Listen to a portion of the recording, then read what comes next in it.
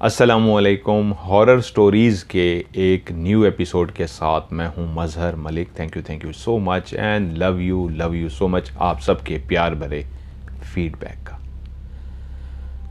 बहुत कम ऐसा होता है कि किसी ने मुझे कहानी भेजी हो और उनकी कहानी सुनते सुनते मैं उनकी कहानी के सहर में ऐसा खो जाऊं कि सुनाने वाले का अंदाज़े बयां मुझे खुद इतना पसंद आए कि मेरे अपने कहानी सुनते सुनते रोंगटे खड़े हो जाएं।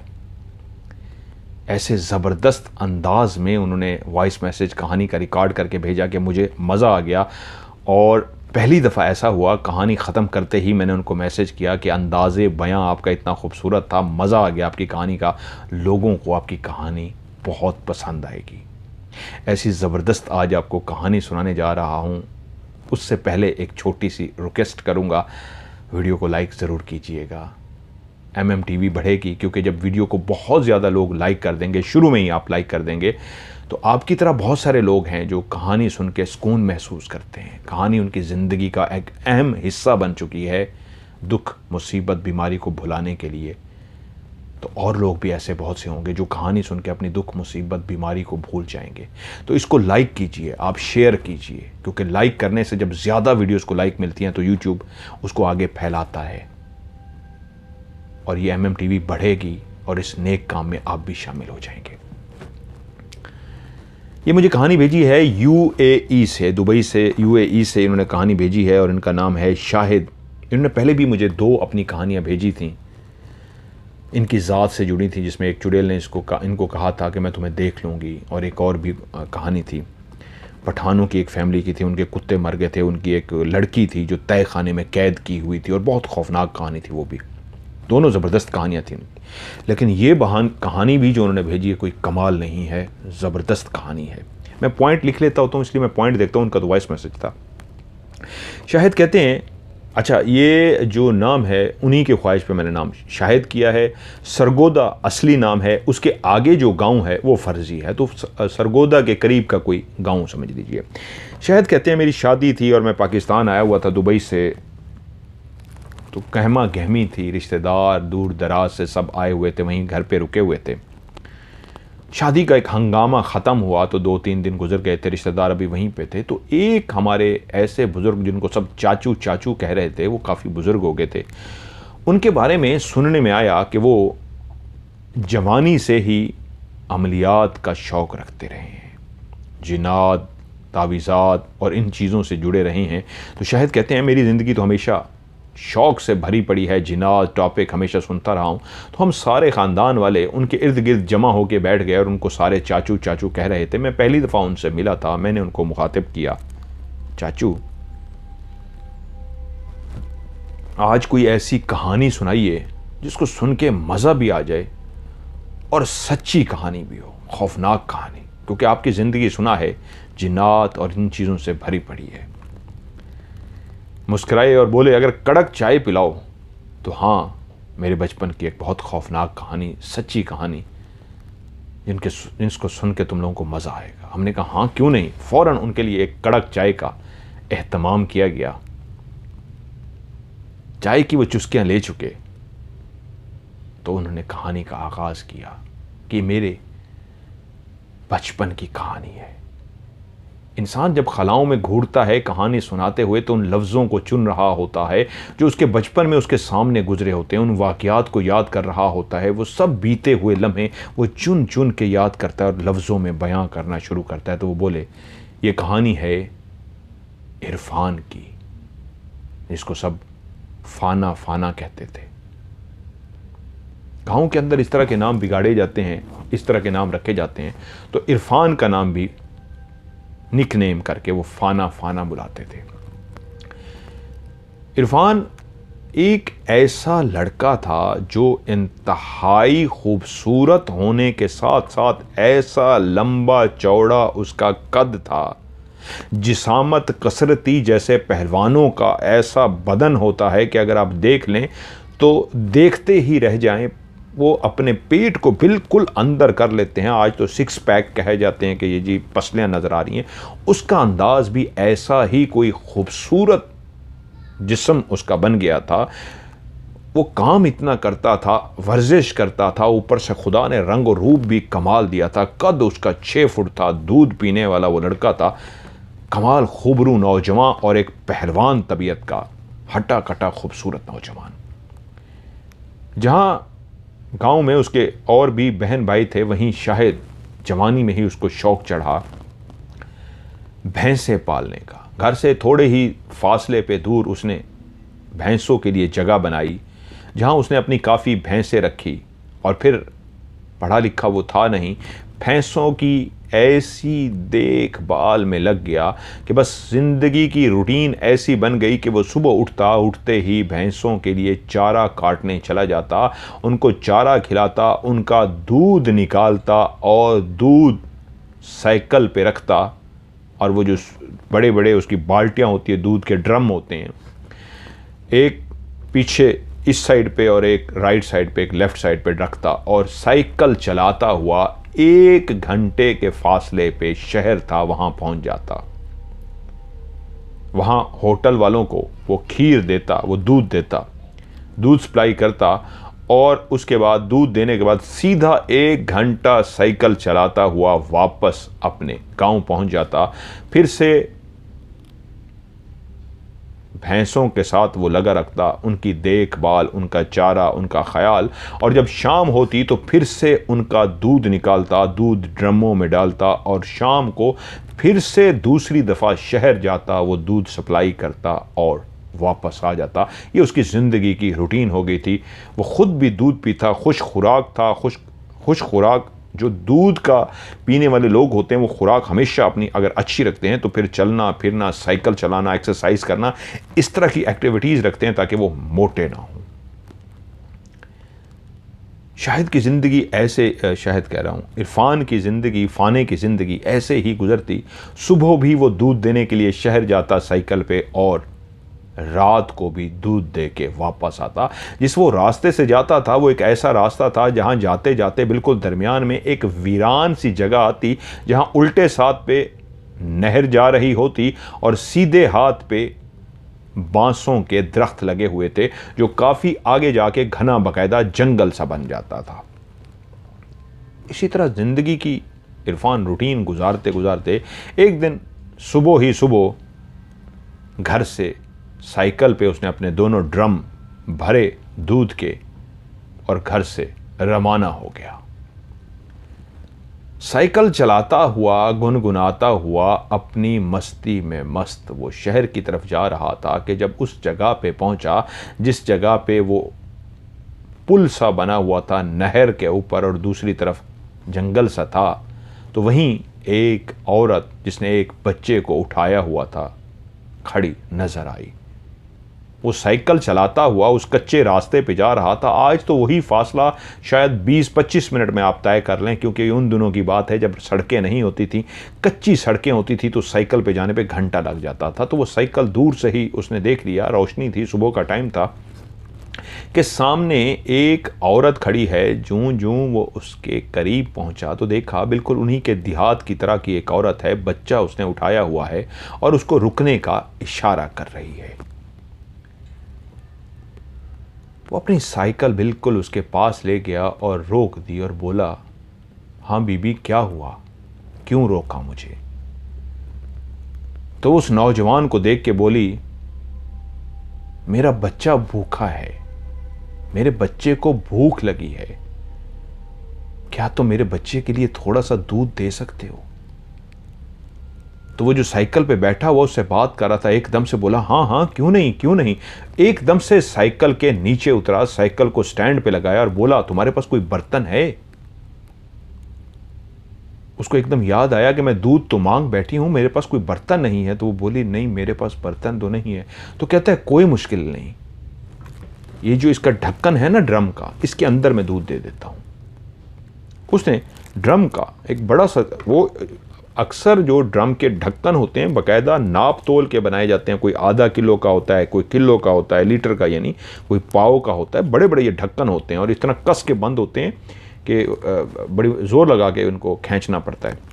उसने ज़ोर लगा के वो ढक्कन खींचा और उसके अंदर जो लोट सा बना हुआ था जिससे वो डालता था बर्तन से, उसने उसमें से दूध निकाला और उसी ढक्कन के अंदर, बड़ा ढक्कन होता है उसमें लीटर दूध आ जाता है, थोड़ा नहीं, उसने काफ़ी उसके अंदर बच्चे के लिए दूध डाला और कहा ये लो बीबी। उस औरत ने वो दूध उसके हाथ से पकड़ा और बच्चे के मुंह से लगा दिया। छोटा बच्चा था, भूखा था, प्यासा था, घटाघट घटाघट घटाघट दूध पी गया। उसने उसका ढक्कन उसको वापस किया और एकदम से बोली, क्या मुझे भी थोड़ा सा दूध मिल सकता है पीने के लिए? तो उसने एकदम जो ढक्कन बंद करने लगा था, वापस डालने लगा था, बोला हाँ हाँ क्यों नहीं, आप भी ले सकती हैं। एक दिल का सखी, एक अच्छा नौजवान था, फौरी तौर पे उसने कहा क्यों नहीं, मैं बिस्मिल्लाह बिस्मिल्लाह, मैं अभी देता हूँ, बिस्मिल्लाहिर्रहमानिर्रहीम पढ़ते हुए, जिस तरह एक आदत होती है गांव वाले की, कि उसने कहा हाँ हाँ, मतलब औरत ने मांग लिया कि बच्चों को तो दे दिया तुमने, तो औरत का सवाल ये था कि मैं एक औरत हूँ, क्या मुझे भी दोगे? तो उसने उसी अंदाज में कहा हाँ हाँ क्यों नहीं, बिस्मिल्लाह बिस्मिल्लाह बिस्मिल्लाहिर्रहमानिर्रहीम, यूँ करके उसने उसके अंदर डाला और उसको दे दिया। वो बोली नहीं बस काफ़ी है, मेरे बच्चे ने पी लिया, अब दिल नहीं, अब मेरे नहीं, बस मुझे ज़्यादा नहीं लेना, बस बच्चे के लिए लेना था। नहीं नहीं, आपकी बहुत बहुत मेहरबानी, नहीं चाहिए मुझे। उसने कहा ले लें, कोई मुश्किल नहीं है, आप ले लें मुझसे दूध।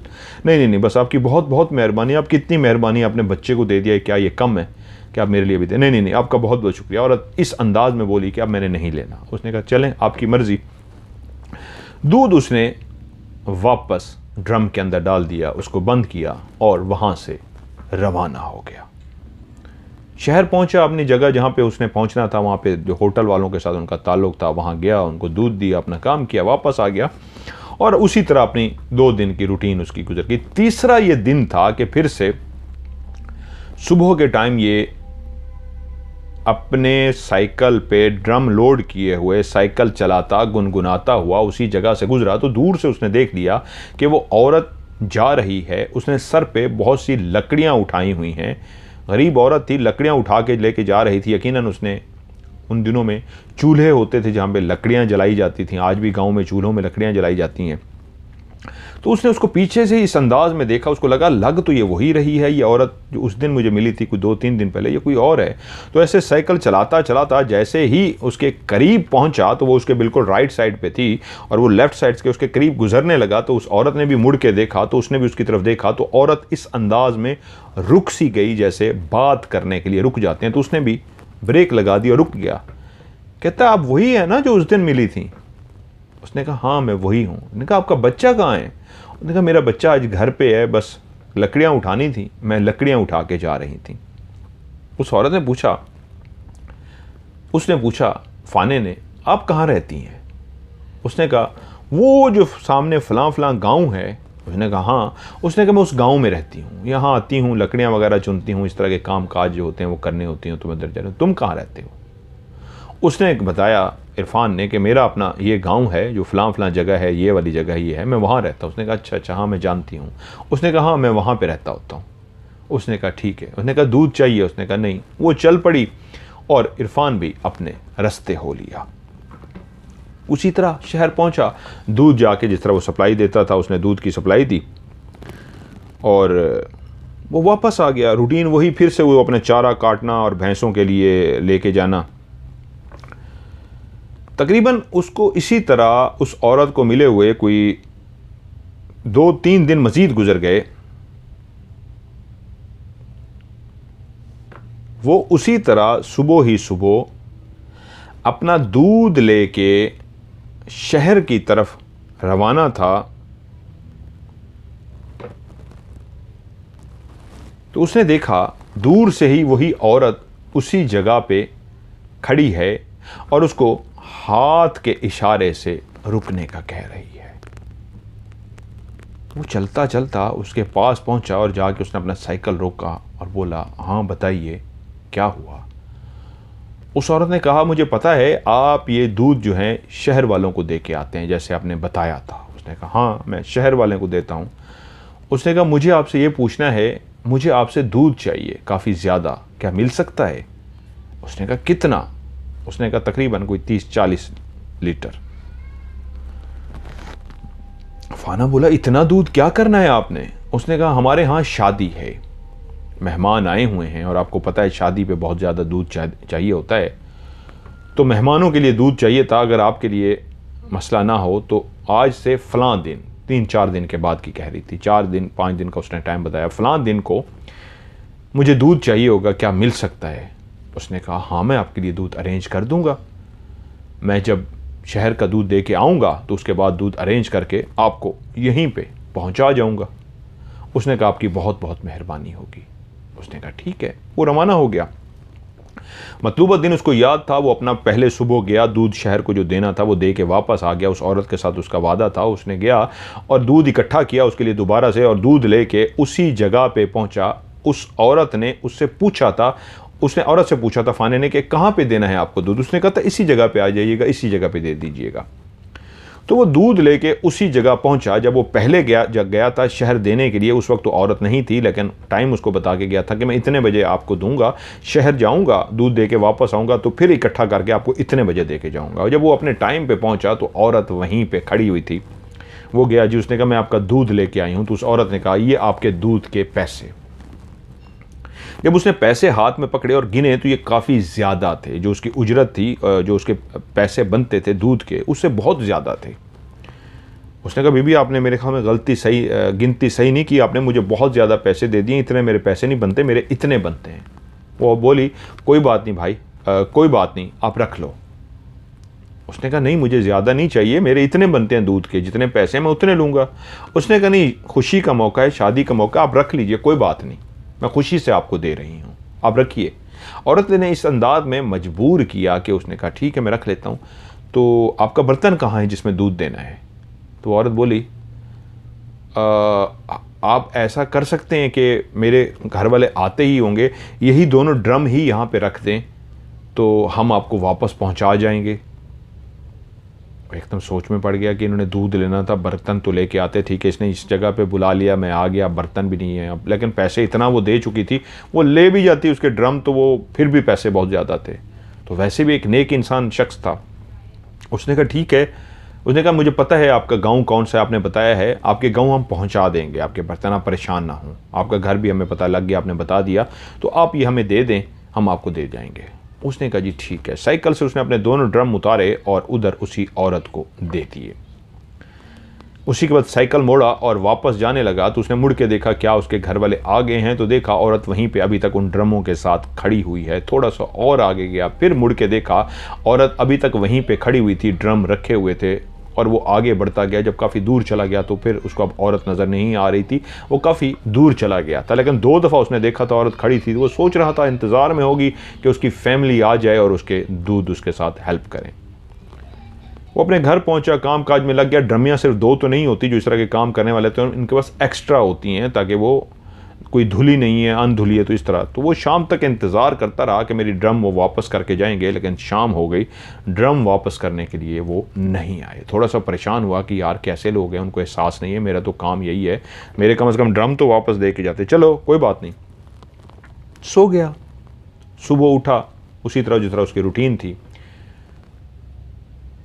भैंसों के लिए चारा काटा, उनको चारा डाला, और जिस जगह पे वो अपने बाकी बर्तन रखता था दूध वाले, उसने कहा चलें अब गुजारा उन्हीं को धोना पड़ेगा, उन्हीं को धो के फिर मैं अब इस्तेमाल कर लेता हूँ। तो वो चलता हुआ उसी जगह पे गया जहाँ से उसने बर्तन उठाने थे। तो उसने देखा वही उसके बर्तन जो उसने उस औरत को दिए थे धुले हुए वहीं पे रखे हुए हैं, साफ़ सुथरे धो के वो वापस कर गए थे। उसने कहा चलो गुड है यार, वो दे गए, इसका मतलब रात को किस टाइम आए हैं, मुझे जगाते रहे हैं, मैं सोया हुआ था, क्योंकि उसका घर किसी साइड पे था और जहाँ पे उसने वो बाड़ा सा बनाया हुआ था जहाँ पे भैंसें रखी हुई थी, तो उसी जगह पे वो रख गए थे। उठा, अपना दूध शुद्ध उठाया, उसी तरह शहर की तरफ रवाना हो गया। कोई 3 दिन के बाद फिर से वो औरत उसी तरह रास्ते में उसको खड़ी नज़र आई, उसको रोका और उसने कहा मुझे दूध चाहिए। उसी तरह उसने कहा अब क्या करना है, आपकी तो शादी हो गई है, 3-4 दिन है, तो अब दूध क्या करना है आपको? उसने कहा जी मेहमान तो अभी तक रुके हुए हैं ना, हमारे मेहमान तो नहीं गए, तो हमें दूध चाहिए, अगर आपको मसला ना हो तो दूध दे दें। उसने कहा ठीक है मैं आपको कल दूध दे दूंगा। उसने कहा ठीक है। अगले दिन वो दूध लेके उसी तरह पहुंचा, उसी तरह सेम उसने उस औरत को दूध दे दिया। उन्होंने कहा बर्तन हम आपके पहुंचा जाएंगे। उसी तरीके वो बर्तन उसके पहुंचा गए। बर्तनों की बात उसने इसलिए भी नहीं की क्योंकि अगले ही दिन जब सुबह उठा था तो वो धो के साफ करके पहुंचा गए थे। और जब वो उसको बर्तन पहुंचा गए थे तो वो भी रिलैक्स हो गया, उसने उस औरत के साथ कोई बात नहीं की। कुछ अरसे के बाद वो औरत उसी जगह पे दोबारा खड़ी थी। तकरीबन इस बात को हफ्ता हो गया था, 2 दफ़ा उसको दूध दे चुका था। तो वो औरत सुबह जा रहा था तो उसी जगह पे खड़ी हुई थी।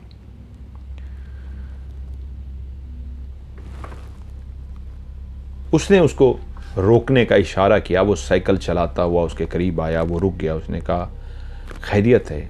उसने कहा आपसे एक बात करनी है।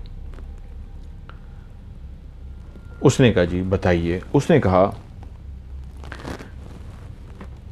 आप ये जो दूध है शहर जाते हैं कितनी देर लगती है? उसने कहा जी मुझे 1 घंटा लग जाता है शहर पहुंचते हुए। उसने कहा आप दूध देते हो फिर वापस 1 घंटा आते हो,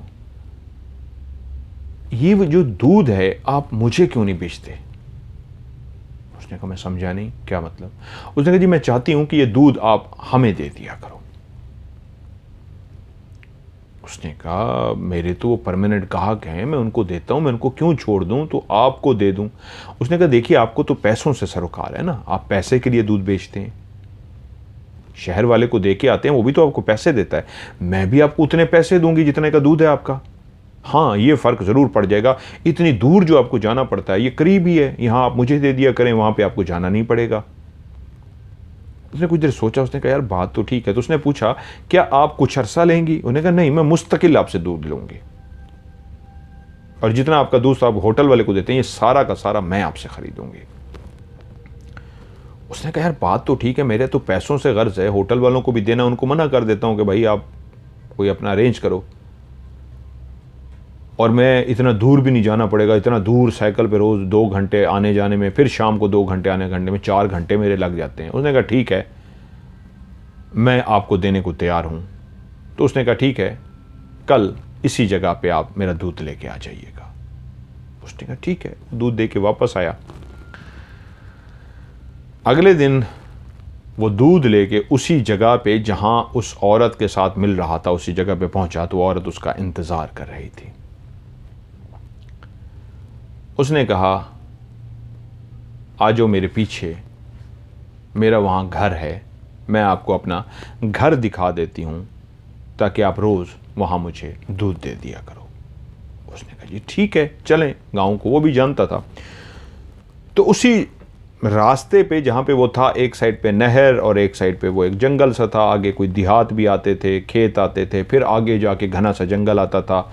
उसका जहाँ पे वो औरत खड़ी होती थी उसके सामने एक पुल सी बनी हुई थी नहर के ऊपर। तो वो औरत नीचे उतर गई ज़मीनों की तरफ जहाँ शुरू में दरख्त थे लंबे लंबे बांस के, और आगे जाके ज़मीनें थी, खेत था, और उससे आगे जंगल सा था। वो उसके पीछे आहिस्ता से साइकिल चलाता हुआ जा रहा था। वो औरत चलती हुई आगे जा रही थी, बिल्कुल एक गांव की औरत, जिसने गांव की तरह के बिल्कुल कपड़े पहन रखे थे, लेकिन उसकी शक्ल एक अच्छी खासी खूबसूरत थी। जैसे ये खूबसूरत शक्ल का मालिक था एक सेहतमंद पहलवान जैसा जिसामत रखने वाला नौजवान था, वैसे वो भी एक अच्छी शक्ल की गोरी चिट्टी का खूबसूरत औरत थी। ये उसके पीछे चल पड़ा। वो चलती चलती होती होती कच्चे रास्ते से ज़मीनों के बीच में दाखिल हो गई। तो वो हैरान हो गया कि ज़मीन के बीच में मैं साइकिल कैसे चलाऊंगा। तो वो औरत चलती गई तो वहाँ पे पीछे रुक गया। उसने मुड़ के देखा तो वो नहीं आ रहा था, रुका हुआ था। तो एकदम से बोली क्या हुआ? उसने कहा आप इधर किधर जा रही हैं? आपको पता है ये ज़मीनें हैं, ज़मीनों के अंदर साइकिल चलाना कितना मुश्किल होता है। मैंने पीछे वैसे भी ड्रम रखे हुए हैं, उसके ऊपर वज़न है, ये तो रास्ता ही नहीं है चलाने का, और वैसे भी आपका गाँव तो उधर है, आप इधर किधर जा रही हैं? तो मुझे अजाब पड़ जाएगा, मुझे मेहनत करनी पड़ेगी। उसने कहा असल में ना उधर से जाएंगे, बहुत लंबा रास्ता है और दूर बहुत पड़ता है, ये शॉर्टकट है, यहाँ से चलेंगे तो सीधा पहुँच जाएंगे, ये शॉर्टकट रास्ता है, तो आप मेहरबानी करें आप आ जाएँ। उसने कहा यार क्या करूँ, फंस गया हूँ, चलो दूध तो देना है। इनके साथ ज़ुबान हो गई है। तो वो उसी के पीछे ज़मीनों के बीच में मुश्किलों से अब वो नीचे उतर गया। साइकिल से चलाना मुश्किल था, ज़मीनें होती हैं उनके बीच में खड्डे, मट्टी के पत्थर बने पड़े होते हैं ऐसे। अब वो साइकिल से पैदल उतर के उस औरत के पीछे पीछे चलता हुआ साइकिल को चलाता हुआ उसको लेके जा रहा है कि यहाँ तक कि उसने देखा कि औरत बिल्कुल ज़मीनें ख़त्म हो गई, जो बांसों का जंगल शुरू होता था उस जंगल के अंदर दाखिल हो गई। परेशान हो गया कि यार ये जंगल की तरफ किधर जा रही है। उसने कहा इधर कहाँ जा रही हैं आपने? कहा ये शॉर्टकट है, आए तो सही आगे, मैं आपको घर दिखाती हूँ। अब वो आगे चल रही है, ये उसके पीछे चलता चलता चलता वो एक ऐसी जगह पे पहुंची हैं जहां पे उन्होंने कहा नहर के साथ 2-3 कमरे बने हुए थे, पुराने दौर के रेड ईंटों वाले, छोटी छोटी जो बारीक ईंटें होती थी, अंग्रेज़ दौर के बने हुए। इसको कहते हैं पंप, कहते हैं पंप नहीं होता, बड़े बड़े अंग्रेज़ों ने जब नहरी निज़ाम बनाया था ना, वहाँ पे उन्होंने अपने पंप या इस तरह का सिस्टम बनाया था जिसके लिए वो कमरे बनाते थे। आज भी बहुत सारे गाँव के अंदर इस तरह के कमरे बने हुए हैं, ईंटों के बने हुए हैं, पुरानी छोटी बारीक जो ईंटें होती थीं, और उसके अंदर बड़े बड़े लोहे के बहुत बड़े बड़े वो पानी के लिए वो सामान होता है, क्या कहें, पाइप होते हैं लोहे के बड़े बड़े, और उसको पंप बोलते हैं। अब वो इस्तेमाल में नहीं है, लेकिन अंग्रेज़ दौर में बहुत पुराना वो लगा हुआ सिस्टम था। तो वो चलती चलती बिल्कुल उन्हीं वो 2-3, जो एक बड़ा सा कमरा था उसके आगे 2 कमरे और बने हुए थे पंप के, तो वहां जाके वो रुक गई। कहती है ये मेरा घर है। फाना परेशान हो गया कि ये किधर मुझे लेके आ गई है, जंगल से लेके आ गई है। इसने मुझे बताया था मेरा गांव उधर है, उस साइड पे मेरा गांव है, ये मुझे इधर आके इसने खड़ा कर दिया। वो कहते हैं ओ आपने तो कहा था मेरा गांव उधर है उस वाली साइड पे, ये इधर आप मुझे कहाँ लेके आ गई? इधर तो आता जाता कोई नहीं है, ये तो वो है पंप वाली जगह है, मैंने सुना हुआ है इसका कि ये पंप है। कहती है हाँ हमने ना यहाँ परमिशन ले ली है, उनसे इजाज़त ले ली है, अब ये हमारे इस्तेमाल में, वैसे भी काफ़ी अरसे से बंद पड़ा हुआ था, इसमें इस्तेमाल तो नहीं कर रहा था, पूरा घर की तरह कमरे हैं इसके अंदर, तो हमने बाकायदा इसकी इजाज़त ली है और इजाज़त लेके मैं और मेरी फैमिली अब इधर रहते हैं, तो इसमें आपको कोई मसला है? उसने कहा नहीं मुझे तो कोई मसला नहीं, आप कहीं पे भी रहें, लेकिन मैं तो ये सोच रहा था आपका गांव उधर है। उसने कहा हम उधर भी रहते हैं, लेकिन ये भी हमारा गांव है, ये भी हमारा घर है, उधर भी रहते हैं, मेरे घर वाले इधर भी रहते हैं, क्यों आपको परेशानी है? उसने कहा नहीं मुझे कोई परेशानी नहीं। ठीक है आप किस चीज़ में लेंगी ये दूध? उसने कहा रुको मैं बर्तन लेके आती हूँ अंदर से। वो बाहर रुक गया, वो औरत अंदर चली गई और वहाँ पे एक बड़ा सा पीतल का, पुराने दौर में, कल परसों एक स्टोरी सुना रहा था, उसमें देग वाली जो मैंने स्टोरी सुनाई थी, या खजाने की देग वाली जो चलती हुई जा रही थी, वो पीतल की होती है, गोल्ड की तरह का उसका कलर होता है पीतल का, लेकिन वो गोल्ड नहीं होता, तो पीतल की देग थी। वो मैं लफ्ज़ शायद भूला हूँ या सही कह गया हूँ, पीतल, ये पीतल का वो बड़ा सा एक देज का लेके आई है, बहुत बड़ा सा, और कहा जी ये दूध बहुत बड़ा देज का था, और आके उसने नीचे रखा जिसमें दूध डाल दो। वो जो सारा दूध था उसने देजके के अंदर डाल दिया, और उस औरत ने उसको पैसे दिए, कहती है ठीक है जी अब तुम जाओ, कल फिर मुझे दूध दे देना। उसने पैसे लिए और वहाँ से रवाना हो गया, लेकिन मुसलसल ये सोचता हुआ आ रहा था कि यार ये क्या माजरा है, ये मुझे कहाँ लेके आई है औरत? इसने दूध लेना है, मैंने कहा शहर वालों को नहीं दूंगा, चलो मेरा टाइम बच जाएगा, इसको दे दिया करूँगा, लेकिन जिस तरह जंगल से गुजार के मुझे वो उस पुल्ली के साथ वो जो पंप वाले कमरे बने हुए हैं वहाँ ले गई है, और वहाँ इसने मुझसे दूध लिया है और मुझे कह रही है कि यहाँ देना, और ये मुझे समझ नहीं आ रही। जिस वक्त वो उसको उधर दूध दे रहा था, वो उस कमरे में खड़ा था, वहाँ पे कुछ देर के लिए उसके दिल में खौफ आया था। दिलेर बंदा था, डरने वालों में से नहीं था, लेकिन उसको खौफ आया कि यार ये क्या चक्कर है, मैं किसी चक्कर में फंस ना जाऊँ, किसी की औरत है, मर्द है, नहीं कोई देख ना ले, कोई चक्कर ना समझ ले, पता नहीं क्या है क्या नहीं। वैसे भी इधर जंगल से गुजर के आए हैं, जंगल के साथ ये बनी हुई पुल्ली है, किसी दौर में आबाद होगी, अब तो जंगल ही जंगल है, बांसों का जंगल है, बड़े बड़े दरख्त होते हैं बांसों के, वो बड़े घने होते हैं, उसके बीच में चलना बड़ा मुश्किल होता है, जुड़े हुए होते हैं जो बांस होते हैं आपस में। तो परेशान हो गया कि यार ये माजरा कोई दिल को नहीं लगा। उसने किसी को नहीं बताया, लेकिन वापसी पे सोचता हुआ आया कि नहीं यार ये केड़ा काम है, औरत है, औरत ज़ात है, कोई मर्द भी नहीं सामने आ रहा, उसको वहाँ अजीब सी जगह है, वहाँ पे जाके दूध दूँ, मेरा अच्छा खासा काम है, शरीफ सा बंदा हूँ, लेना देना नहीं है, ना हूँ किसी चक्कर में फंस जाऊँ, दफ़ा करो यार, इसको देना ही नहीं है। अगले दिन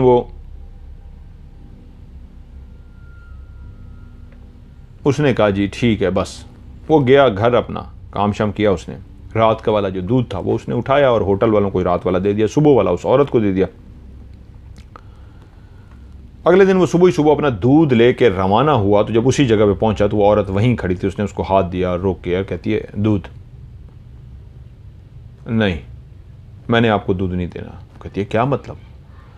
उसने कहा जी मैंने सोचा है, मैंने फैसला किया है, सोच सोच के फैसला किया है, मैंने आपको दूध नहीं देना। वही मेरे पुराने कस्टमर ठीक हैं, उन्हीं को दूध देना, मैंने आपको दूध नहीं बेचना। वो औरत कहती है आपका दिमाग ठीक है, अब ये क्या कह रहे हैं?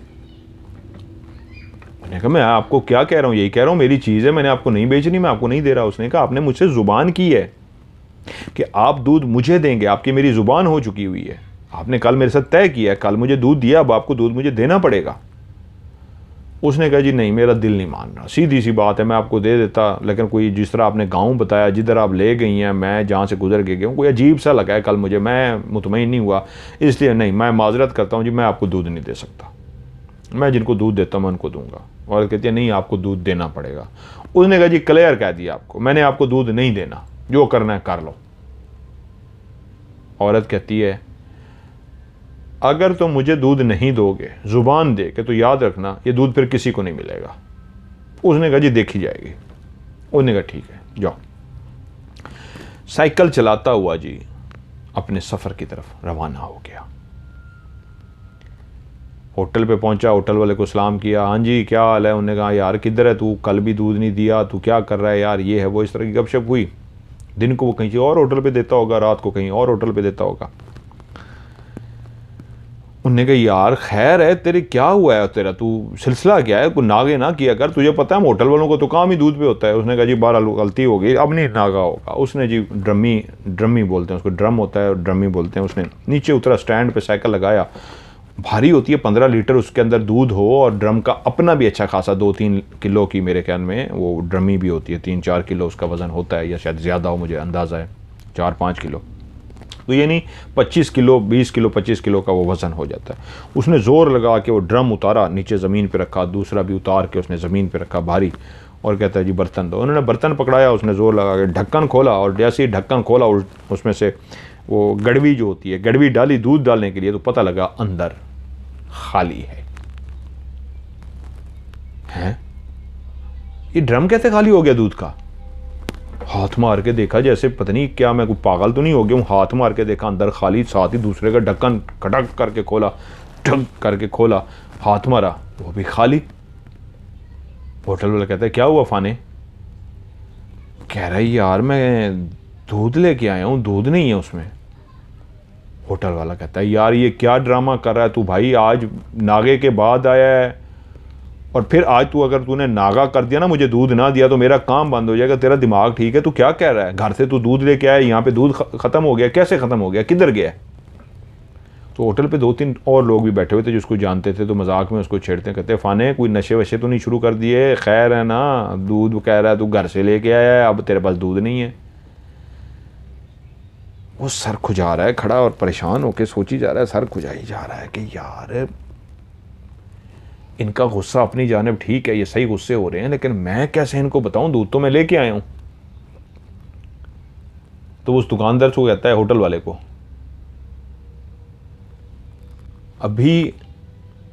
अभी मैंने आपके सामने जब ड्रम को उतारा है, देखा था कितना भारी था, आपके सामने उतार रहा था, कितना वजनी था, और जब मैंने उतार के रखे हैं दोनों भारी भरकम थे, और खोला है खाली है। तो कहता है यार हमने तो नहीं देखा, उतारते हुए तुझे देखा है, हमें क्या पता अंदर खाली था, या तू आके हमारे साथ ड्रामे कर रहा है, खाली उतार के कह रहा है किसी और को दे आया और ड्रामे कर रहा है।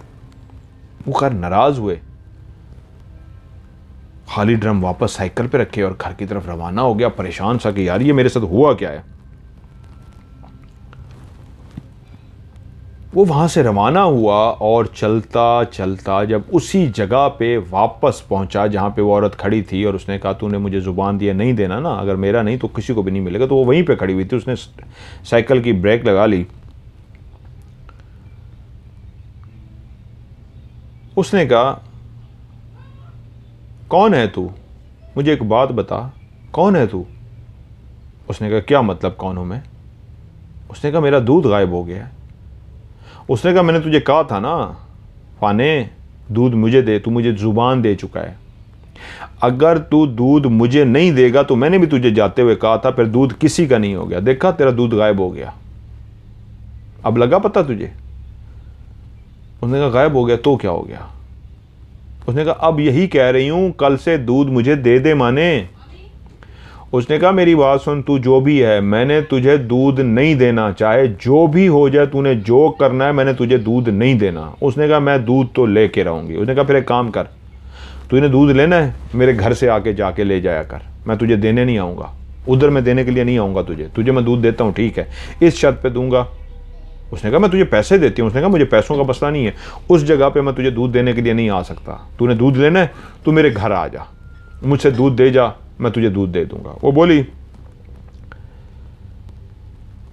दूध तो तू माने मुझे दे के जाएगा और इसी जगह पे दे के जाएगा।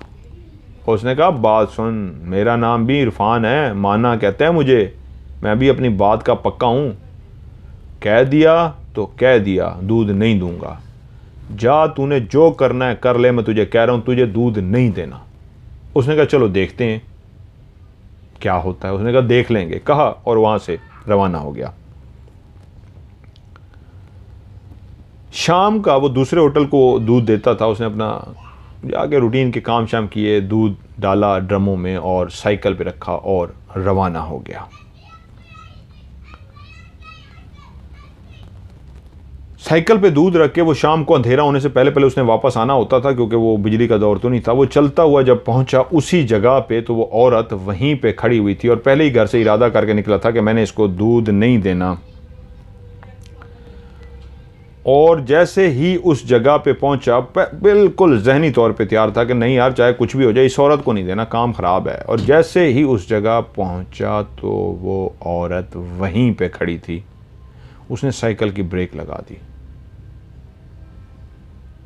साइकिल को स्टैंड पे लगाया, दूध के ड्रम नीचे उतारे, उस औरत के हवाले कर दिए। कहता है ये लो आपका दूध। औरत हंसी है, मुस्कुराई है उसको देख के, कहती है ठीक है मेरा दूध मुझे मिल गया, जाओ अब तुम। कहता है जी ठीक है, मेहरबानी जी।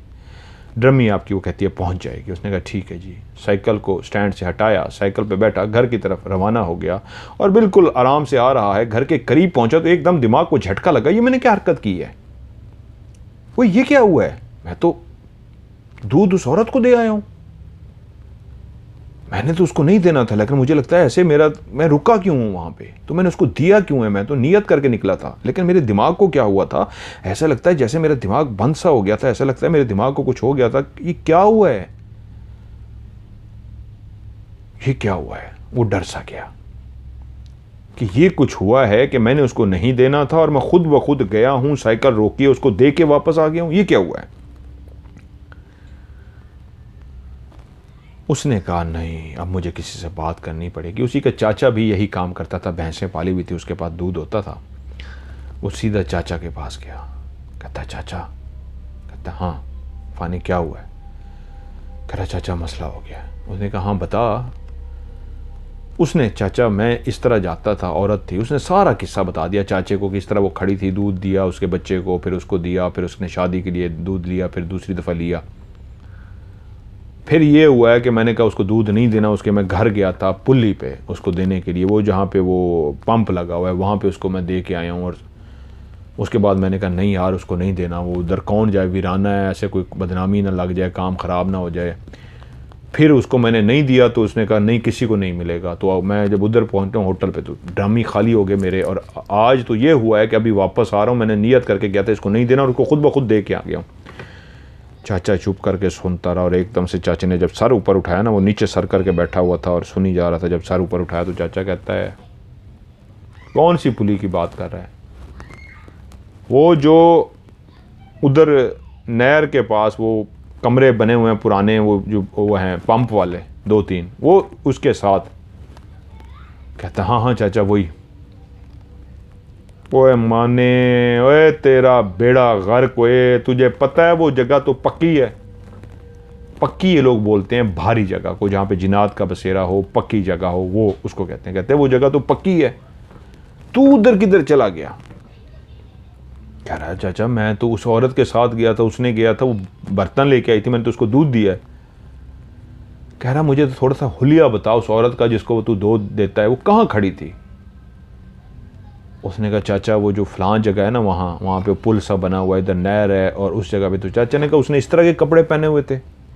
कहते हैं हाँ। चाचा कहते हैं इस तरह के उसके बाल बने हुए थे, गोरा चिट्टा उसका रंग है, सोहनी सी औरत है और इस तरह है और इस तरह है, हाथों में इस तरह की चूड़ियाँ हैं और इस तरह। कहते हैं हाँ हाँ हाँ। चाचा ने सारा हुलिया सुना, यूँ ज़ोर से माथे पे हाथ मारा। कहते ओ माने, ओए माने, ओए तेरा बेड़ा कर कोई, तू चुड़ैल को दूध बेचता रहा है।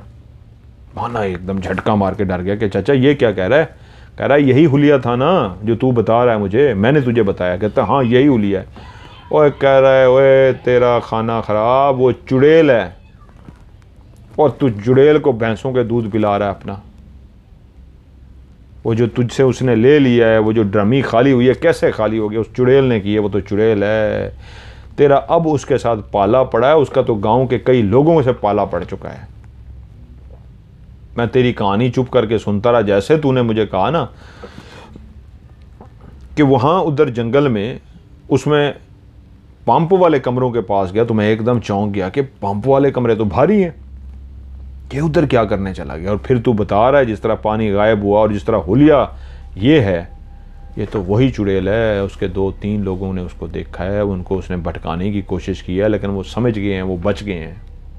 वो तू उसके कहाँ मत्थे चढ़ गया, तू उसके कहाँ हत्थे चढ़ गया है, ये तो बहुत गलत हो गया है। ओए माने तू चुड़ैल को दूध दे रहा है, वो तो बाकी जितने गांव के लोगों को उसका पाला पड़ा किसी ने उसको नहीं दिया, कोई उसके हत्थे नहीं चढ़ा, लेकिन तू पहला बंदा माने, तू बेवकूफ़, तू पागल, तू उसके बिल्कुल हत्थे चढ़ गया है, तू बड़ा गलत कर बैठा उसके हत्थे चढ़ के। माना डर गया बहुत शदीद। वही उसको नहीं पता था कि ये चुड़ैल है और मैं चुड़ैल को दूध देता रहूँ। वो डर गया।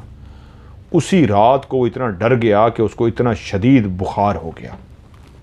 यकीनन एक इंसान को ये पता लगे, वो उसको जो लेके गई थी वो जो जगह, माँ ने को ये नहीं पता था वो जो जगह जहाँ पे वो दूध दे के आया था, वो जो पंप वाला कमरा था भारी था, उसको इस बात का नहीं पता। उसको चाचे ने कहा वो तो भारी कमरे हैं, वहाँ पे तो जाता कोई नहीं आज तक, तू कैसे चला गया? तो उसने कहा जी अच्छा खासा माने को बुखार हो गया, तो 2-3 दिन माना अपने काम पे भी नहीं गया। 3 दिन के बाद वो ठीक हुआ तो चाचे को कहता है चाचा यार मुझे डर लग रहा है, मैं अब किस तरह दूध लेके जाऊँ? वो औरत वो चुड़ैल है, वो तूने बताया वो सामने खड़ी होती है, मैं कैसे जाऊँ? उसका चाचा कहता है ओ यार बहादुर बन, तू बहादुर बन, इतना डरने की क्या ज़रूरत है? और तुझे डर की क्या बात है? तू जा, तू पढ़ता हुआ जा, कुरान पढ़ना आता है ना, आयत पढ़नी आती है, सूरत पढ़नी आती है। उसने कहा हाँ, तो उन्होंने कहा पढ़ता हुआ जा, डरने की क्या बात है? ऐसा लंबा चौड़ा पहलवान बंदा है, जिस्म देख अपना, डरने की ज़रूरत नहीं है उसे, उसकी डर की वजह से तू घर से बाहर नहीं जाएगा, जा सुकून से। चाचे ने उसको जी कायल किया और वो जैसे कैसे दूध लेके रवाना हो गया। सुबह पढ़ता हुआ गया, रास्ते में वो औरत नहीं खड़ी हुई थी, होटल पहुंच गया, उसने दूध शूध दिया और वापस आ गया। जब शाम का अपना काम शाम करके दूध उसने रखा तो फिर उसको याद आया कि शाम का टाइम अंधेरा होगा और चुड़ैल सुबह तो नहीं थी, शाम को ही तो क्या करूँगा? उसने कहा चाचा मेरे साथ चल। उसने कहा यार रोज़ मैं तेरे साथ चलूँगा, रोज़ तो तूने जाना है, सुबह भी जाना है, शाम को भी जाना है, रोज़ मैं कैसे तेरे साथ चलूँगा? और वैसे भी तुझे बहादुर बनना पड़ेगा, छोड़, डर शर नहीं, काम कर, उस रास्ते को छोड़ दे, वो जो परली साइड पे रास्ता है तेरा, थोड़ा सा लंबा है ना, कोई बात नहीं, जल्दी चला जाए, उस रास्ते से निकल जा। उसने कहा हाँ ये ठीक है चाचा, मैं रास्ता ही बदल लेता हूँ, छोड़ो, इस रास्ते पे जाना ही नहीं है। उसने जी अपने ड्रमियाँ जो दूध वाली थी वो दोनों भरी हुई, 15-20 किलो एक ड्रम में होता है, उसने साइकिल पे सवार की और डरता डरता, सुबह तो पढ़ता हुआ गया था, शाम को इतना डरा हुआ था, पढ़ा भी कुछ नहीं, दूसरे रास्ते से जो लंबा था उस रास्ते पे रवाना हो गया। अब वो जा रहा है, डर रहा है। जब इंसान को पता ना हो तो इंसान डरता नहीं है, उसके दिमाग में कोई भी खौफ नहीं आता। लेकिन जब उसको पता हो कि उसका पाला किसी चुड़ैल से पड़ा है, उसने कहा अगर फिर ये कहीं रास्ते में आ गई ना, मेरे लिए मुश्किल हो जाएगा। वो साइकिल चलाता चलाता इधर उधर देखता हुआ तेज़ी से साइकिल चलाता हुआ जा रहा था, डरा हुआ था, दिल की धड़कन उसकी तेज़ थी कि एक जगह पे जब पहुंचा तो एकदम यूँ हाथ खड़े किए, वो आगे आगे खड़ी हो गई, एकदम डर गया, टांगें कांपना शुरू हो गई, दिल की धड़कन तेज़ हो गई। वो ये पता लग चुका था ये चुड़ैल है। कल तक एक औरत थी, खूबसूरत औरत, उसको देखता था, खूबसूरत थी, वो उसको देख के मुस्कुराती भी थी, लेकिन शरीफ था इसलिए वो उसकी तरफ नहीं गया था। जब उसने रास्ता रोक लिया तो वो डर के मारे रुक गया, और वो आगे खड़ी हुई और साइकिल जब रुक गया तो कहती है, माने तू अब मुझसे छुप के जाएगा, तू अब रास्ता बदल लेगा, जिस रास्ते से तू रोज गुजरता है अब तूने उस रास्ते से नहीं जाना और तू छुप के जाएगा, और वो भी मेरे लिए तू छुपेगा, मेरे लिए तू रास्ता बदल लेगा कि तेरी मेरी मुलाकात ना हो, मैं तेरे सामने ना हूं और तू छुप के दूसरे रास्ते निकल जाएगा। ऐसे है ना माने, इसलिए तूने रास्ता बदला है, इसलिए छुप के जा रहा है, बोलना माने। माना चुप, खौफजदा, डरा हुआ। एक चुड़ैल का उसको पता लग चुका है, वो इंसानी रूप में खड़ी है, नॉर्मल एक औरत है, खूबसूरत औरत है, लेकिन ये तो दिमाग में पता है ना कि चुड़ैल है। उसने कहा,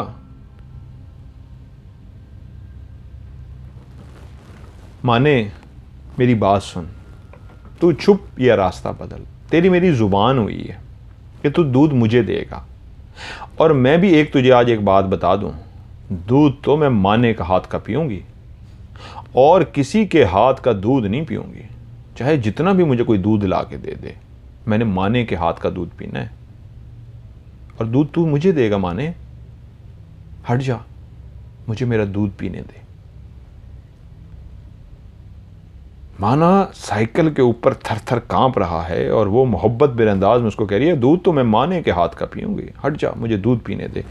साइकिल पे एक साइड पे रखी हुई ड्रमी, उसका एक बाकायदा ढांचा बना होता है जिसके अंदर वो ड्रमी को रखा जाता है, बनवाया जाता है, लकड़ी का या लोहे का, कुछ लोग बनवाते हैं, कुछ लोग लकड़ी का बनवाते हैं। आजकल तो देहातों में मोटरसाइकिलों पे ज़्यादा रखा जाता है। शहरी लोग अमेरिका यूरोप में भी मेरी कहानी सुनते हैं, इनको नहीं पता होता, जो मोटरसाइकिल होते हैं ना, इनकी बैक साइड पे इनका एक फ्रेम बनवाया जाता है, 2 ड्रमियाँ होती हैं, उस लोहे के फ्रेम के अंदर एक लेफ्ट एक राइट ड्रमी रख दी जाती है। लोग ड्रमी निकालते नहीं है, उसी के अंदर दूध निकालते हैं, लेकिन साइकिल के दौर में उसका छोटा हल्का फ्रेम होता था, ड्रमी को रस्सों से बांधा होता था, निकाल लेते थे।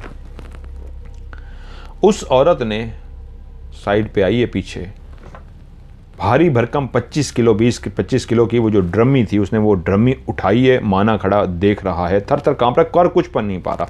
उसने दोनों हाथों से ड्रमी बड़ी मुश्किल से उठा के नीचे, माना भी रखता था, अट्टा कट्टा पहलवान था, लेकिन उस औरत ने दोनों हाथों से वो ड्रमी उठाई है, उठा के यूं अपने मुंह के पास लेके गई है। मुंह के पास उसने ड्रमी को रखा है और गुड़ुक गुड़ुक गुड़ुक गुड़ुक दूध पीना शुरू कर दिया है। 15-20 किलो दूध जो उसको अंदर 15 लीटर या 20 लीटर जो दूध होता है, वो गुड़क गुड़क करती करती वो सारा दूध पी गई।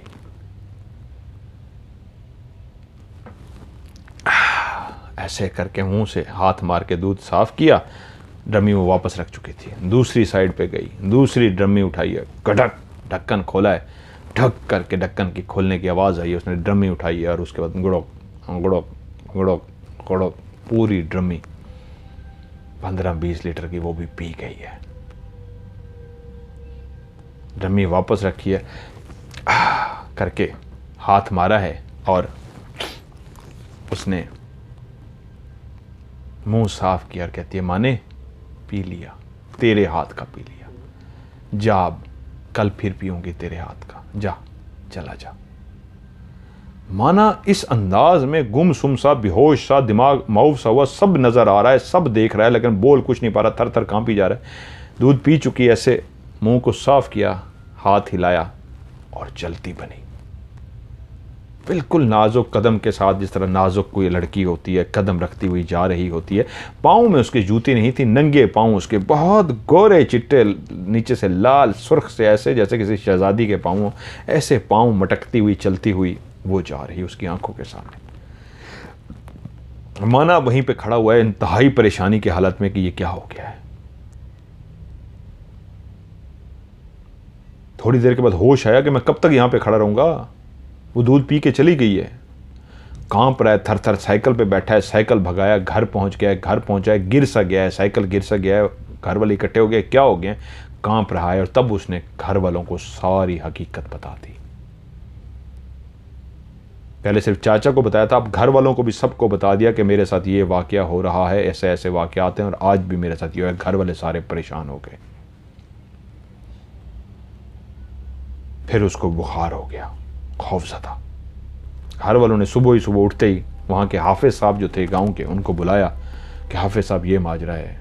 हाफिज़ साहब आए, माने पे आके पढ़ाई करते रहे, दम करते रहे, पढ़ते रहे और उसके बाद पानी दम करके दिया और तावीज़ बना के माने के लिए दे दिया और उसके वाले से बोले आशिक हो गई है वो मानी पे। वो जो चुड़ैल है ना, चुड़ैल, वो मानी पे आशिक हो गई है, वो इसका पीछा ऐसे नहीं छोड़ेगी, वो बुरी तरीके से इस पे आशिक हो गई है। बस आप एक काम करना, ये तावीज़ गले से ना निकाले। अगर ये तावीज़ निकाल लिया वो फिर इसके पास आ जाएगी। जब तक ये तावीज़ इसके गले में है इसको कुछ नहीं कहेगी।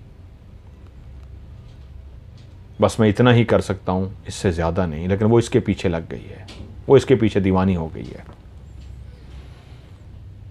मानी ने गले में तावीज़ पहन लिया और पानी जो दम करके दिया हाफिज़ साहब ने वो भी पी लिया। हाफिज़ साहब चले गए। एक रात छोड़ के अगली रात मानी, उसका बाप और उसका चाचा घर के एक हिस्से में लेटे हुए थे, दूसरे हिस्से में ख़वातीन थी कि दरवाज़ा बाहर से किसी ने खटखटाया। मानी का चाचा खड़ा हुआ, उसने कहा मैं जाके देखता हूँ। जगह दरवाज़ा खोला, हाँ भी कौन है? देखा बाहर कोई नहीं है। किसने खटखटाया है? इधर देखा, इधर देखा, कौन है भाई? कोई नहीं है। उसने कोई बच्चा शरारत कर गया होगा। खैर दरवाज़ा बंद किया, अंदर से कुंडी लगाई, आगे बैठ गया। अभी थोड़ी ही देर हुई थी कि फिर से दरवाज़ा पहले से भी ज़ोर से ठक ठक ठक ठक खटखटाया गया। चाचा उठा कि यार फिर दरवाज़ा खटखटा रहा है, अब कोई ज़ोर से ही है। और चाचा जैसे ही दरवाज़ा खोला और बाहर निकला तो फिर से देखा इधर उधर, कोई भी नहीं है। आवाज़ देनी शुरू कर दी, ओ यार कौन है जो दरवाज़ा खटखटा रहा है? भाई कौन है? सामने आओ, कौन दरवाज़ा खटखटा रहा है? कोई भी नहीं। लेकिन दरवाज़ा किसने क्लियर खटखटाया था। वो कुछ देर खड़ा रहा, इधर उधर देखता रहा कि जिसने भी दरवाज़ा खटखटाया होगा सामने आएगा। सामने कोई भी ना आया तो चाचा कहता है यार पता नहीं क्या मसला हो गया है। खैर वो आके चाचा लेट गए। अभी चाचा को आके लेटे हुए चंद ही लम्हे गुजरे होंगे कि एक जोरदार आवाज बाहर से सुनाई दी, मानी, फानी, मानी कह रहा हूं, फानी तू मेरा है, सिर्फ और सिर्फ मेरा, तू मुझसे बच नहीं सकेगा, एक ना एक दिन तुझे मेरे पास आना ही होगा। और उसके बाद एक जोरदार कहका सुनाई दिया, जैसे कोई एक तंजिया हंसी हंसता है, हा हा हा हा हा हा, फातिहाना हंसी, हा हा हा हा हा हा हा हा। ये आवाज़ मानी के चाचे ने भी सुनी, ये आवाज़ मानी के बाप ने भी सुनी। ख़वातीन सो चुकी थी कि उनमें से एक खातून ने भी आवाज़ सुन ली और चलती हुई आई और मानी के बाप को कहती है कौन है बाहर औरत? फ़ानी को बुला रही है। अब मैंने आवाज़ सुनी है कि फ़ानी का नाम लेकर उसने पुकारा, आगे कुछ कह रही थी मैं सुन नहीं सकी। तो उसके बाप ने कहा हाँ मैं देखता हूँ, तुम अंदर जाओ। वो औरत अंदर चली गई। मानी का चाचा और मानी का बाप दोनों परेशान हो गए कि बाकायदा दरवाज़ा उसने आके 2 दफ़ा खटखटाया, बाहर गए तो कोई नहीं था। अब वो बाकायदा कह रही थी कि मानी तुम सिर्फ और सिर्फ मेरे, और एक ना एक दिन तुम मेरे हो के रहोगे, बहुत जल्द तुम मेरे हो के रहोगे। चाचा भी परेशान, फ़ानी का बाप भी परेशान। और वो उसको एक वो दिन बहुत जल्दी आएगा जब तुम सिर्फ मेरे पास आओगे।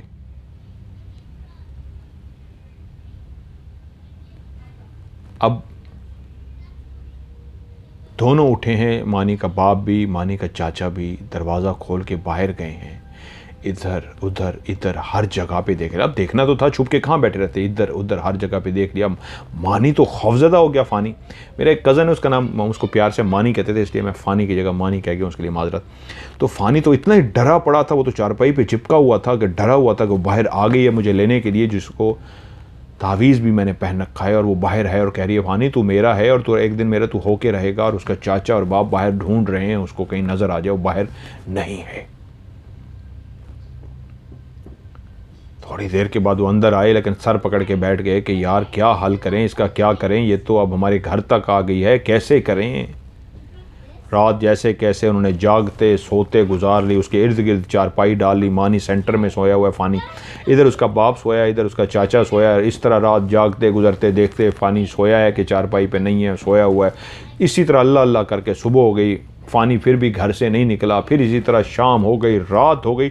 जैसे रात का टाइम हुआ फिर से उसी तरह दरवाज़ा खटखटाया गया। चाचा उसका उठने ही लगा था कि उसके बाप ने उसको इशारा किया, फ़ानी के बाप के, कि तू बैठ बैठ। समझ गया था जैसे बाहर कोई है। तो बाहर से आज कोई बोला नहीं, सिर्फ कहकों की आवाज़ आ रही थी। एक औरत जिसके कहके बाहर लगाए जा रहे थे और वो खड़ी ज़ोर ज़ोर से कहके लगा रही थी, ये बतलाने के लिए कि मैं अभी भी घर के बाहर मौजूद हूँ। और फ़ानी का बाप परेशान होकर बैठा हुआ था कि इसका हल क्या करें, कैसे करें। वो अभी भी घर के बाहर चक्कर लगा रही है। कल वो कह के गई है कि मैं लेके जाऊंगी फ़ानी को, और फ़ानी घर में है। खैर वो रात भी उसी तरह गुजर गई, टेंशन में गुजर गई। उसका बाप भी, उसका चाचा भी परेशान। अब कहानी घर वालों को भी पता लग चुकी थी, घर वाले भी परेशान। उनको भी बता दिया गया था कि वो कल जो आवाज़ें आई थी उसी चुड़ैल की थी, वो बाहर आई हुई थी, फ़ानी को आवाज़ें दे रही थी, फ़ानी को बुला रही थी। उन्होंने कहा जी, अगले दिन उठते ही हाफिज़ साहब को बुलाया। उनको कहा हाफिज़ साहब 2 रातों से वो आ रही है, हल बताइए हम क्या करें, हमें तो कुछ समझ नहीं आ रहा, हम उसका कैसे हल करें। हाफिज़ साहब ने कहा देखें, मेरे पास जितनी ताकत थी, मेरे पास जितना था वो मैंने आपको कर दिया, पानी दम कर दिया, तावीज़ गले में दे दिया, उसके करीब नहीं आएगी। लेकिन अब क्योंकि घर के बाहर आ रही है तो इसका हल यही है कि मेरे जो बड़े पीर साहब हैं, आप उन मेरे बड़े पीर साहब के पास चले जाएं, वो ज़रूर आपको इसका हल कर देंगे, क्योंकि वो पहुंची हुई हस्ती हैं, वो ज़रूर आपको इसका हल देंगे। हल कोई नहीं थी उनके पास। उन्होंने कहा ठीक है, इसका यही हल है कि बड़े पीर साहब के पास चलते हैं। मानी को उन्होंने दिन की रोशनी में फ़ानी को साथ दिया। उसका चाचा, उसका बाप, जो एड्रेस बताया था हाफिज़ साहब ने पीर साहब का, वो काफ़ी दूसरे गांव में रहते थे, बड़े पीर थे, काफ़ी दूर थे। वो वहाँ पहुँच गए। उनके दरबार एक बाकायदा जिस तरह बना हुआ था, उसके साथ उनका ठिकाना था, आस्थाना था, काफ़ी बड़ी हस्ती थी। वो वहाँ गए और पता किया जी हमें हाफिज़ साहब ने भेजा है। तो उनके वो मुर्शिद हैं, हमारे हाफिज़ साहब जो गांव के हैं, वो कहते हैं मेरे पीर साहब हैं, मेरे मुर्शिद हैं, वो इनके ही शागिर्द हैं, उन्होंने हमें भेजा है, तो हम इस तरह आए हैं। तो उन्होंने बताया कि जी जो बड़े पीर साहब हैं वो 2-3 हफ़्तों के लिए कहीं गए हुए हैं किसी काम के सिलसिले में, वो 2-3 हफ़्तों के बाद आएंगे, अभी वो नहीं हैं। बेचारे मायूस हो गए, जिस काम के लिए गए थे वो कहीं चले गए थे, तो मायूस होकर फिर वापस लौट आए, क्योंकि तो अब 2-3 हफ़्तों बाद ही जाना पड़ना था जब वो आते। खैर वो आ गए, लेकिन फ़ानी इतने दिनों में बुखार में भी रहा, घर में भी रहा, बाहर नहीं निकला। कुछ दिन इसी तरह गुजरते रहे। उसके बाद 2 दफ़ा वो घर के बाहर आई थी, बोली थी, लेकिन उसके बाद वो नहीं आई। वो लोग भी मुतमईन हो गए, रिलैक्स हो गए कि चलो यार अभी जब तक उधर बड़े पीर साहब आते हैं, फ़ानी भी अभी घर में रहे, इधर उधर ना जाए। हल्का फुल्का फ़ानी ने निकलना शुरू कर दिया, ये सोच के कि आहिस्ता आहिस्ता निकलना है। तो फ़ानी इस तरह कभी दिन को, कभी शाम तक निकलता, रात को घर से बाहर नहीं निकलता था। काफ़ी दिन गुजर गए, मानी भी थोड़ा सा फ़ानी रिलैक्स हो गया और कुछ हालात इस तरह के नहीं थे कि उसको चाचा ने कहा, उन्होंने कहा चाचा यार मेरा दिल कर रहा है कि मैं उधर जा रहा हूँ चारा काटने के लिए। मैं बैठा बैठा थक गया हूँ कि चलो जानवरों के लिए जाके, मैं दरांती होती है जिससे चारा काटते हैं, दरांती उसने हाथ में पकड़ी हुई कि मैं जा रहा हूँ उधर जाके ज़रा चारा काट आता हूँ, तो घर बैठा बैठा वो हो गया हूँ। चाचा कहता है चल ठीक है यार ज़रा जा, जल्दी आ जाएं। कहता हाँ बस मैं घंटे 2 घंटे तक, घंटे 1.5 घंटे तक आ जाऊँगा। गधा रेडी उस वक्त होती थी चारा लेके आने के लिए। उसने गधा रेडी पे बैठा है, उसके ऊपर वो दरांती उठाई है और चलता हुआ अपनी ज़मीनों पर पहुँचा है। गधा रेडी उसने साइड पर खड़ी की है और उसने घास काटना शुरू किया, तो उसको पसीना आना शुरू किया। जब ये लोग घास काटते हैं ना तो अपनी कमीज़ें वगैरह उतार देते हैं, चीज़ें उतार के साइड पे रख देते हैं, गर्मी बहुत लगती है, देहाती लोग जो होते हैं। तो उसने घास काटना शुरू किया तो उसको शदीद गर्मी लग रही थी, तो उसने अपनी कमीज़ उतारी और कमीज़ के साथ उसके गले में जो वो तावीज़ पड़ा हुआ था वो भी उतर गया। खुला सा था क्योंकि कभी कभी वो नहाते हुए इधर उधर बाथरूम जाते हुए वो उतार के रखता था। तो कुछ होते हैं जो फिक्स होते हैं, कुछ होते हैं इस तरह के दिए जाते हैं जो बाथरूम जाने से पहले उतारने होते हैं। तो उसने वो गले से वो उतारा कमीज़, तो वो तावीज़ भी उतर गया। उसने एक जगह पे साइड पे कमीज़ रख दी, उसके ऊपर तावीज़ भी रख दिया और दिन का टाइम था, उसने काटना शुरू कर दिया। वो दरांती से काटते काटते काटते वो सामने तक पहुँच गया, यानी अपनी कमीज़ से कोई 15-20 कदम के फासले पर पहुँच गया, क्योंकि काफ़ी घास चाहिए होता है। तो उसको पीछे से एक आवाज़ आई, फ़ानी। वो एकदम से चौंका और उसने पीछे देखा, औरत की आवाज़ है। इधर देखा, पीछे कोई भी नहीं, लेकिन किसी ने क्लियर उसका नाम पुकारा था। वो परेशान हो गया। फिर दोबारा से उसने घास काटना शुरू कर दिया, लेकिन उसका दिमाग उलझा हुआ था कि ये मेरा वहम था या वाकई मुझे किसी ने पुकारा है। तो थोड़ी देर के बाद दोबारा से उसका नाम पुकारा गया, फ़ानी। और एकदम उसको झटका लगा और वो अपनी जगह से उठ के खड़ा हो गया। दूसरी दफ़ा, क्योंकि अब पहली दफ़ा तो उसको वहम लगा कि पता नहीं वहम है या किसी ने मेरा नाम पुकारा है। अब वो कॉन्शियस था, दिमाग बार बार सोच रहा था वहम है या किसने नाम पुकारा है, वहम है या किसने नाम पुकारा है। कि तभी जब कहा गया फ़ानी, तो एकदम उसने झटका मारा और उठ के खड़ा हो गया, और जैसे ही पीछे मुड़ा तो उसके बिल्कुल सामने वही खड़ी थी। अब फ़ानी का मुंह उसी के मुंह की तरफ है और उसका मुंह बिल्कुल फ़ानी के मुंह के बिल्कुल सामने है, और वो दोनों आमने सामने खड़े हुए हैं। और वो मुस्करा रही है और कह रही है, फ़ानी तुझे कहा था ना, एक न एक दिन ज़रूर आएगा, तुझे मैं अपने साथ ले जाऊंगी, तू मेरा हो के रहेगा, एक न एक दिन तू मेरा ही हो बनेगा, कहा था ना, मैं आ गई हूँ। फ़ानी ने कहा, मुझे एक बात बता, तू मुझसे चाहती क्या है? वो कांप रहा था, वो डर रहा था, और उसको ये पता लग गया था कि तावीज़ उतारना उसकी गलती थी, और तावीज़ क्या उतरा, वो उसके बिल्कुल करीब पहुंच गई थी, चेहरे के सामने चेहरा था, और उसकी सांसों को भी, वो गर्म आग की तरह सांसों को भी महसूस कर सकता था। और वो कह रही, मैंने तुझे कहा था ना, एक ना एक दिन तू मेरे पास ज़रूर आएगा। वो कह रहा है, लेकिन मुझे तुझसे पूछना है, तुझे क्या चाहिए? तू मेरे पीछे क्यों पड़ गई है? क्यों तू मेरे पीछे पड़ गई है? तू मेरा पीछा क्यों नहीं छोड़ देती? उसने कहा, मैंने तुझे कहा था ना, तू सिर्फ और सिर्फ मेरा है,